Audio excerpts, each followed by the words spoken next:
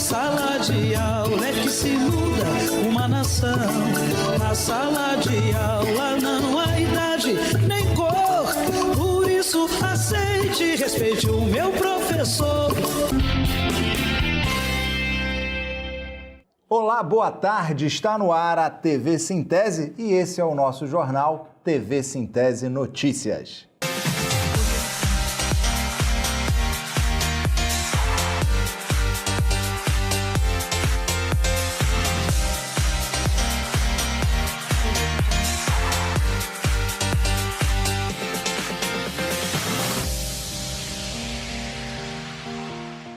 CED se desresponsabiliza pelo funcionamento da Escola Estadual Paulo Sarazate. Sem a mínima condição de funcionar como escola, o Casarão Vigário Barroso abriga estudantes do ensino fundamental e da educação de jovens e adultos da Escola Estadual Paulo Sarazate em São Cristóvão, enquanto o prédio original aguarda por reformas.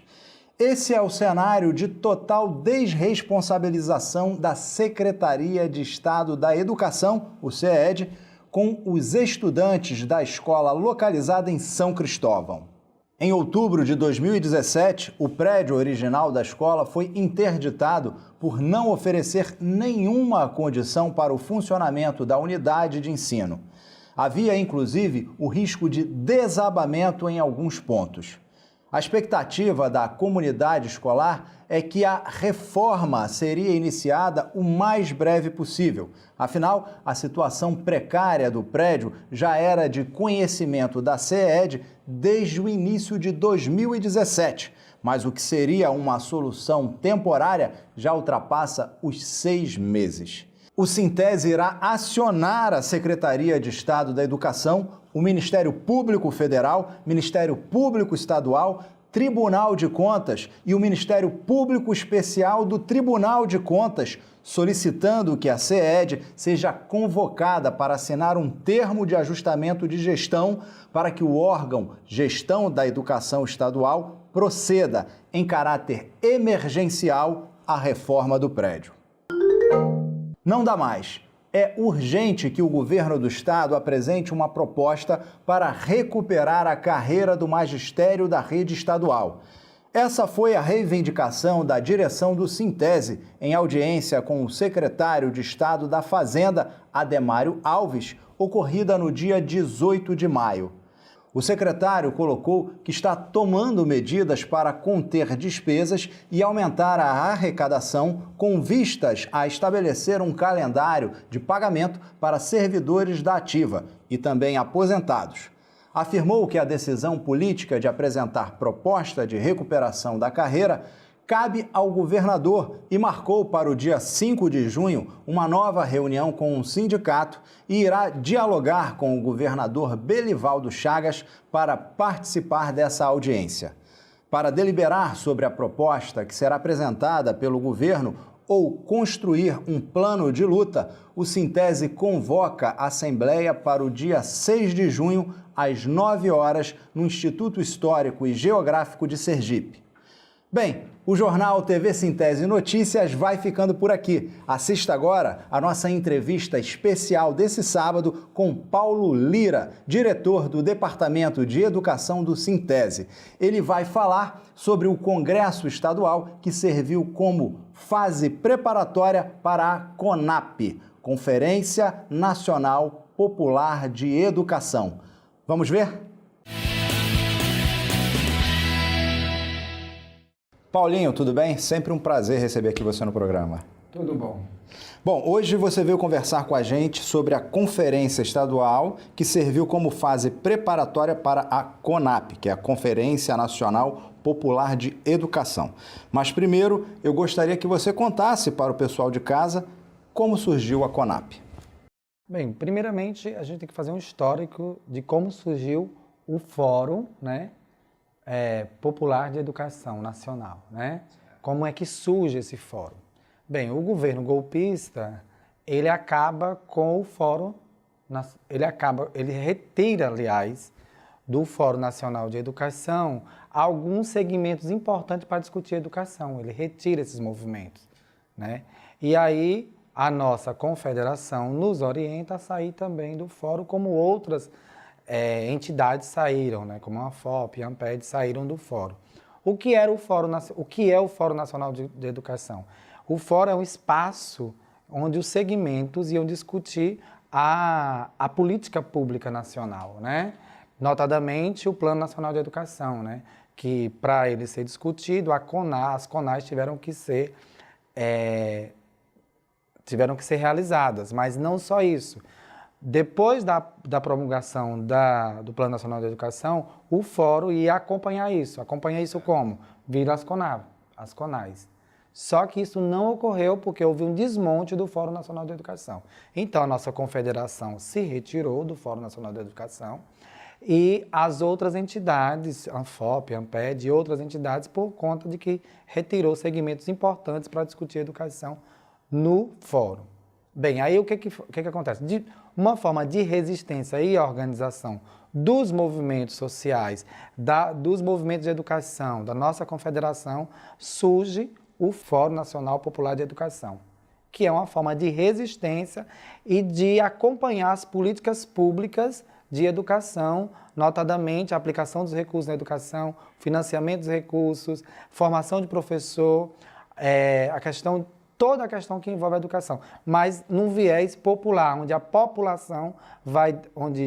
população, os movimentos sociais vão discutir junto com os outros segmentos, inclusive segmento de professores, a questão da educação popular.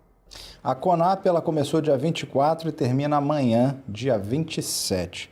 Como foi a conferência estadual preparatória que aconteceu em Sergipe? Primeiro, em Sergipe, se instaurou o Fórum Popular de Educação, né? O FEP, Fórum Estadual Popular de Educação. Se instalou em Sergipe, né? Foi na sede do Sintese e nós conseguimos mobilizar, para além dos professores, e é importante frisar, outros movimentos sociais, movimento negro, movimento pela terra, os movimentos de mulheres, né? Indígenas. Então, se constituiu o fórum, a Universidade Federal de Sergipe, né? Educadores renomados que estão no fórum Estadual de Educação Popular estão lá discutindo a educação popular. Ou seja, toda a sociedade representada de fato. De fato. E qualquer pessoa que queira estar no fórum vai estar no fórum para discutir educação popular, discutir a forma de resistência a todo o desmonte de educação que o governo golpista fez e o governo estadual também aqui reeditou com políticas também neoliberais.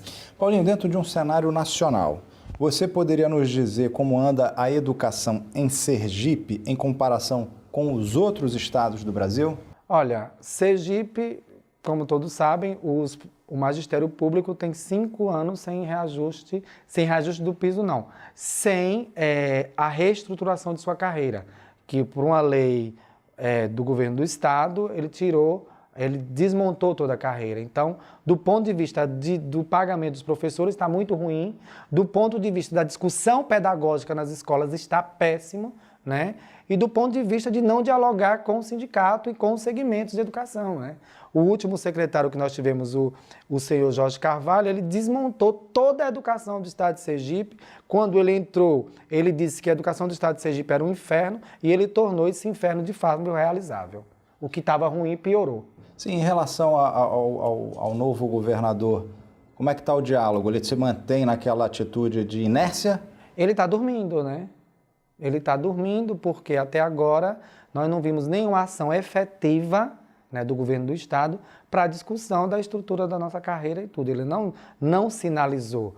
A última audiência que se teve com o secretário de Fazenda, ele sinalizou simplesmente dizendo para a comissão de negociação do Sintese que iria trazer só a folha de pagamento de todos os servidores para o dia 5. Isso não é avanço, porque os servidores têm direito de receber seu salário dentro do mês, isso não é avanço. Agora, a gente espera que o governador do estado, o governador Belivaldo Chagas, ele de fato olhe para a educação como ele olha para a segurança pública e como ele vai olhar para a saúde. Ele precisa olhar para a educação, porque a educação do estado de Sergipe está desmontada. E diga-se de passagem, Paulinho, você está afirmando isso, que olhe para a educação como olha para a segurança pública, né, como olhe para a saúde, que na verdade também está um caos, mas você está pontuando isso porque a educação ficou, parece até no discurso ficou de lado. Eu acho que o discurso do governador atual, né, que é a continuidade do governador que nós tínhamos, é de que ele vai olhar para, pelo menos é o que nós percebemos no que ele diz, é olhar para as outras áreas, como segurança pública e saúde,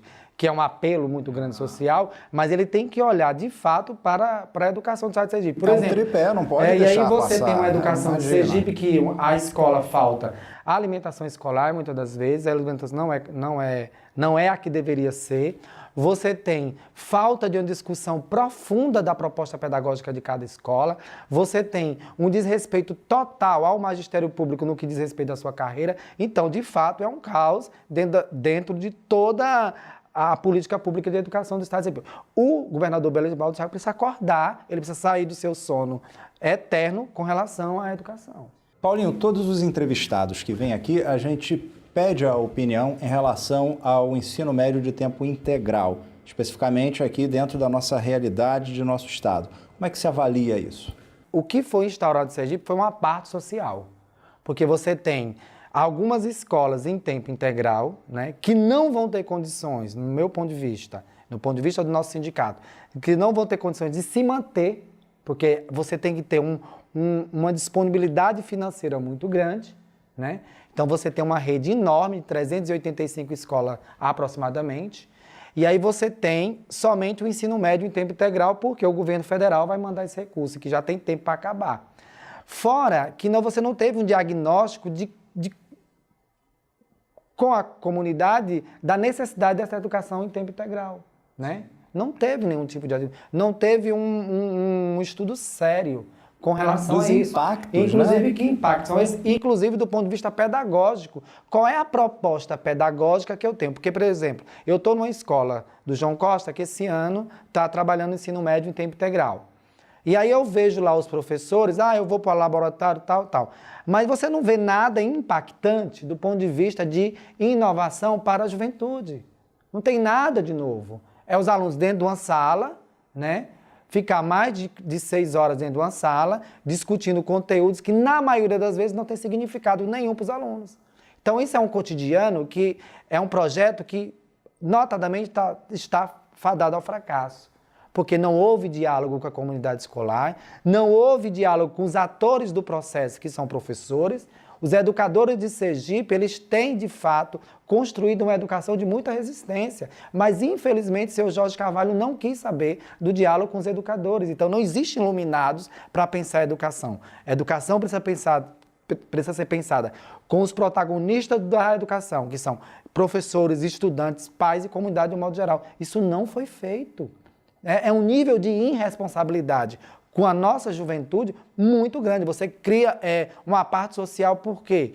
Porque você vai ter alunos que vão ter acesso a algumas coisas, a alguns bens, digamos assim, e vai ter outros, por exemplo, no João Costa, o aluno de tempo integral come o almoço, mas o aluno do regular não come. Eles estavam reclamando disso e está correto. Eles têm que reclamar, porque a Constituição Federal preserva o direito, que é o acesso e permanência igual para todos. Não, repete isso e aí. Isso é muito sério. Quer dizer, um come e o outro não come. Isso, é um exemplo. É a escola que eu trabalho há quase 18 anos. Não houve uma discussão, de fato, democrática se a comunidade queria ou não. Simplesmente chegaram lá e impuseram. Diz que teve uma votação que não houve. Então, o processo foi muito ruim, o processo foi muito traumático e, assim, uma disputa desnecessária, porque quem vai perder é a comunidade escolar. Não é o governador, que não tem filho em escola pública, não é o secretário, que também não tem filho em escola pública, é quem tem filho, sobrinhos em escola pública, são eles que vão perder, né? Por conta da irresponsabilidade e de caprichos desnecessários de um secretário. Né? Então, é isso. A gente espera que o governador do estado e o secretário de Educação, Josué, ele mude esse cenário, que permaneça. O que acontece? Que a escola em tempo integral exista, que já está lá, mas que as turmas em tempo regular também esteja, porque a nossa realidade brasileira, a realidade de Sergipe não é diferente. O nosso estudante, ele tem que trabalhar, porque ele tem que ajudar com a família. Isso é fato. Um governo que não pensa nisso é um governo irresponsável, e foi irresponsabilidade. Um desabafo técnico do nosso diretor Paulinho. Parabéns, Paulinho. Bom, para encerrar e voltar aqui o assunto sobre a CONAP, eu vou ler aqui um trecho que está sendo discutido na própria CONAP, que é o seguinte: a luta por uma educação pública, universal, laica, inclusiva, gratuita, socialmente referenciada e de qualidade, desde a primeira infância até a pós-graduação, fundamental para a construção de uma outra realidade, mais justa e solidária. Com esse governo que está aí, você acredita mesmo que isso é possível? E uma outra pergunta: o quanto é importante para a educação brasileira a escolha de um novo presidente que esteja voltado de fato para esse propósito? Olha, são duas reflexões que a gente precisa fazer, né? Os educadores do Brasil vão se encontrar de 24 a 26 no estado de Minas Gerais, em Belo Horizonte. Então, esses educadores e essas educadoras têm um papel fundamental de resistência a todo o desmonte da educação nacional, consequentemente da educação estadual, que eu já dei todo o cenário. Então, lá nós vamos estar resistindo a isso. Resistindo a isso, precisa resistir com os outros segmentos sociais, porque com o gasto, com o congelamento da PEC 95 que teve, o congelamento dos gastos públicos em educação, em saúde e assistência social, foi uma senhora maldade. A BNCC, que tem DNA, Base Nacional Curricular Comum, que não foi discutida com a maioria dos segmentos imprescindíveis para discutir currículo, não foi. E uma coisa que é sério na base é o controle dos professores e dos estudantes. Então, quem não for bem no exame está de ruim, certo? Perde recurso e tudo. Então, um governo que não aposta de que a educação ela tem que ser... Toda a educação tem que ser pensada de forma sistêmica. E que o Brasil é um país extremamente continental e tem diversas diferenças, não podia pensar numa base daquela. Que você tem 60% de conteúdos padronizados, né, que todo mundo pensa igual, e outros 40% para a diversidade. Não pode pensar currículo assim, não pode pensar a Base Nacional Curricular Comum. Inclusive, os países onde se pensou base está se abandonando. Eu posso citar diversos, né? Inclusive Estados Unidos, que é um erro pensar em base. Existem diversos sujeitos, e diversos sujeitos dentro da escola, e diversas vivências de sujeitos dentro da escola. Existe um cotidiano de escola que, mesmo em Sergipe, ele é diferenciado. Você vai para o Japãozinho, a escola tem sujeitos e tem cotidianos diferentes. A escola do João Costa tem um cotidiano porque tem sujeitos e vivências diferentes. Como é que eu posso pensar no currículo padronizado? É para expulsar o estudante. E quem é que vai ser expulso? O negro, o pobre, o que é diverso. É esse que vai ser expulso mais ainda da escola pública. E ela não cumpre seu papel social. E aí a educação do Brasil não vai cumprir seu papel social, é de manter todos e todos igualmente na escola. E para não dizer da importância da eleição de um presidente ou de uma presidenta, porque pode ser um homem ou uma mulher, né? Que esse presidente ele pense que o Brasil é um país plural, um país continental, então a educação não pode ser pensada de forma uniformizada, de forma padronizada. Ela tem que pensar uma educação plural e que em cada escola é um cotidiano diferente e que cada local tem seu cotidiano e tem suas vivências. E tem que ser respeitada, senão a educação não cumpre seu papel social, que é de emancipação dos sujeitos, homens e mulheres. Bom, Paulinho, e para encerrar, de fato, me dê um feedback de como andam as coisas lá no Sintese. Não, eu acho que o Sintese é a nossa grande arma de luta, né? Eu acho que todos os professores e professoras devem ser convocados para uma grande mobilização contra a Base Nacional Curricular Comum, contra todo esse golpismo que está acontecendo no nosso país. Então, os educadores e educadoras, eles têm um papel fundamental. E o nosso sindicato, ele é um sindicato de luta e que os protagonistas da luta são professores e professoras. A luta continua, né, Paulinho? Sempre, no meio da rua, em qualquer lugar. Bom, pessoal, então a TV Sintese vai ficando por aqui, mas a gente volta no próximo sábado, se Deus quiser. E ele há de querer. Tchau, pessoal! Na sala de aula é que se muda uma nação. Na sala de aula não há idade nem cor. Por isso aceite e respeite o meu professor.